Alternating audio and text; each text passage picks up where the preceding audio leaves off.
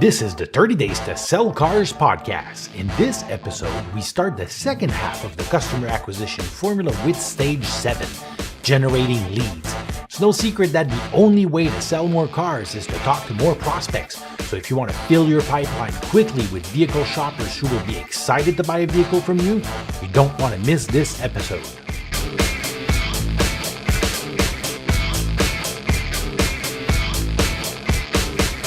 Hi, my name is Sean Cassy, and today we are continuing in the customer acquisition formula with everybody's favorite stage, stage 7, and generating leads. Well, as you know, leads are the holy grail of the customer acquisition formula. Without leads, the whole sales machine will come to a grinding halt. They are the lifeblood of your dealership or your career as an automotive sales professional. Your ability to generate leads is quintessential.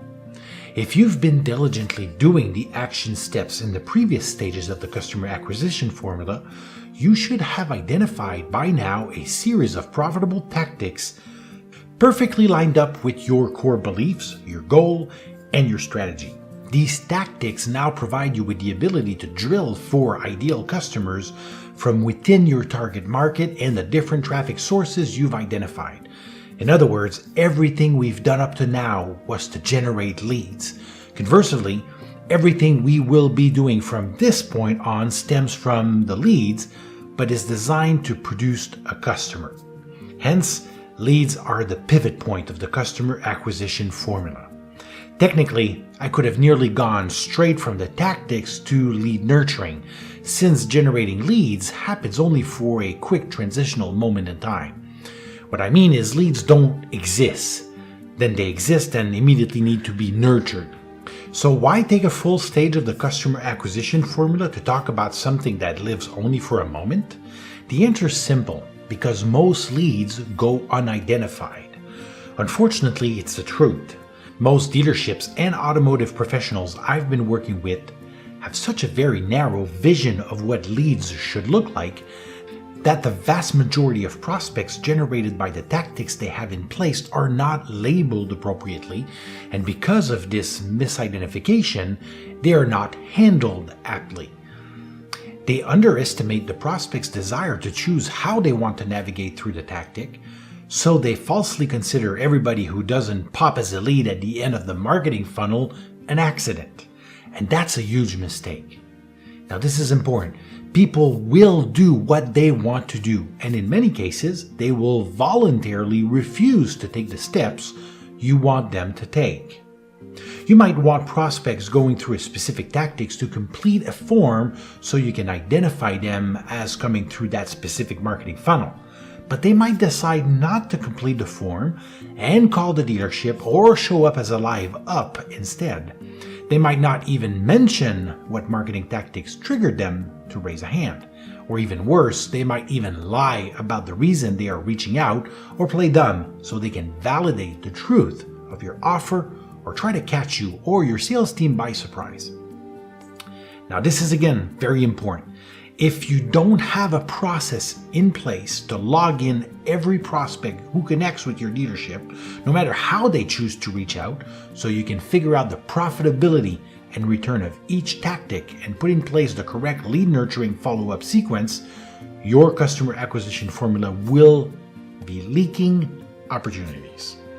This leakage might lead you to make wrong assumptions about certain tactics' actual returns, which could lead you to increase your investments on tactics that are producing good results at the detriment of tactics that are producing abundantly and with plenty of places to grow even more.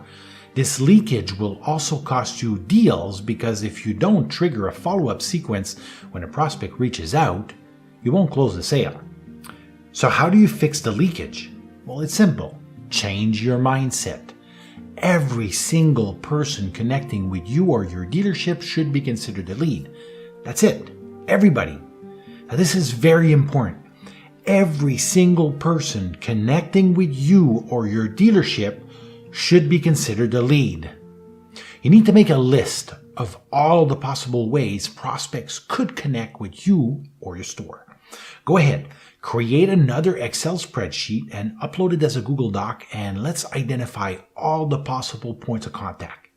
Make a list of all the web forms you have collecting data from prospects, from all your tactics, and identify where and to whom is the information collected sent. You should complete a test submission for all of these to see if there's an autoresponder associated with the form and where the test ends up. Then make a list of all the tracking phone numbers you have, where they ring, where's the tracking information collected, and what type of greeting or IVR is associated with each. You should take the time to call and text all of these to test them yourself. Identify all your social media channels, including duplicate channels and unattended social media properties, and figure out where and to whom are notifications, inquiries, and direct messages sent for each. You should individually, again, test all of these until you get a firm answer. You need accountability processes in place for each platform.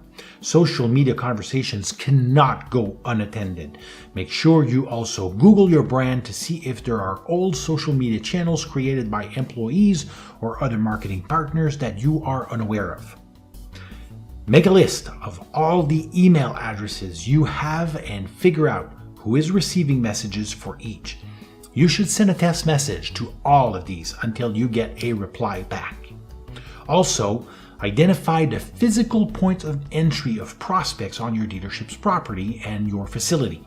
You might want to physically walk through each one of the doors and take note as to whom you meet and the experience. You don't want to assume every prospect will walk through the front door. Now, what happens if someone sends you a written letter by mail? Who picks up the mail and who gets it? And how fast would a customer inquiry get to your desk? Write the dealership a letter and test it. Finally, do you still have a fax or a fax phone number? Maybe you're using an e-fax sending to a phone, tablet, or computer. Who gets these at the store? Test them to make sure that you get a reply. Okay, now that you have identified all potential points of contacts of prospects with your dealership, the next step is to assume that for any tactics that you're running, prospect could choose to raise a hand in interest using one of these connection points. Are you ready for this scenario? Are the people responsible for the connection points you have identified able to communicate the main tenets of the messaging of the tactics you're running, or are they unaware of your communication efforts? Will the expectations of the prospects triggered by your marketing be met with harmony at the point of contacts you have identified? Or will prospects' expectation clash with conflicting or uninspired rebuttals? If you can't confidently say yes to the preceding questions, you have work to do. Now, this is important. It's really important to remember that marketing tactics can't live in a silo and operate in isolation from the everyday life of your dealership. Your customer acquisition endeavors are a team effort. Every email, every phone call, every reply on social media, every handshake, everything in marketing contributes to the perception of prospects regarding your brand and will influence their buying decision. Once you have identified all possible connection points and have brought up to speed the people responsible for these, so prospects, aka leads, can enjoy a homogeneous experience when raising a hand, then you can move to the final step of the stage, which is lead labeling. Now again, this is very important. It's important that you put in place a simple labeling system that will allow you to tag leads based on which tactics has triggered their interest, the way they interact with your messaging, and the choice they make while navigating through your funnel.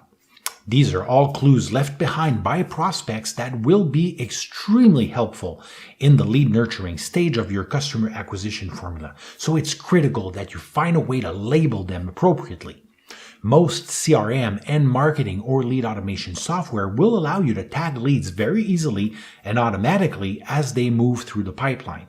These will allow you to score leads and tailor the lead nurturing experience individually for each prospect. But you will have to find a way to manually enter and tag leads who choose to connect with your store in a more traditional way, or opportunities will start falling through the cracks. You should tag your leads based on 1. If they are conquest or current customers. 2. The traffic source they came from. 3. The tactic that has triggered their interest. 4, at which stage of the funnel they are at, and finally, the deal status. Now, this is important. Make sure this information is easily accessible to everyone who might potentially interact with prospects. And now you're ready to nurture the leads your tactics are creating and equipped to turn leads into paying customers.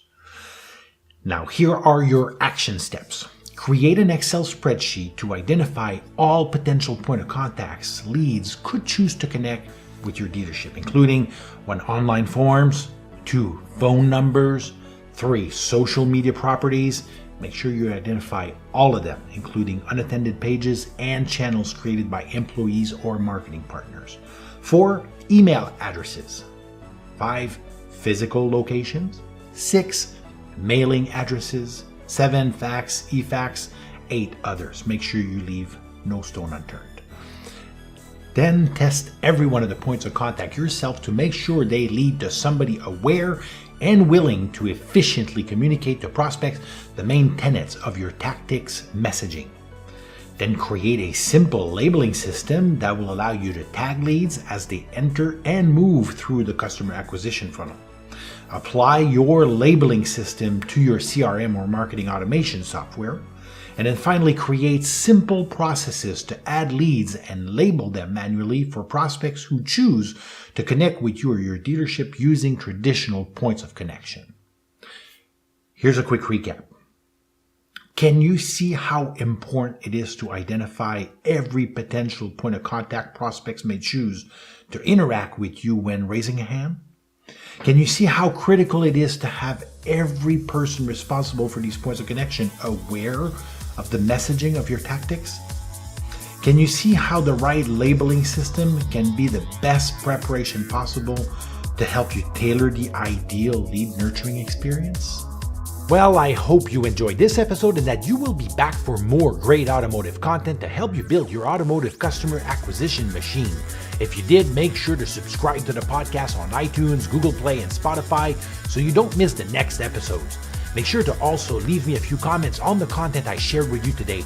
I'm really curious to get your feedback on how you're planning to use what you've learned from Stage 7 to generate more leads and sell more cars.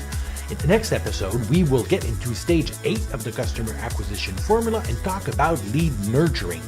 As you might know, it takes an average of about 5 touch points after an initial contact to get a potential customer to take action. So if you want to know how to put your lead nurturing efforts on autopilot to sell more cars, you're not going to want to miss our next episode. Until then, I wish you a great week. Remember that we only have 30 days to sell cars when the month starts, and we probably have less than that if you look at your calendars right now. So, I'd love to say, let's sell some cars.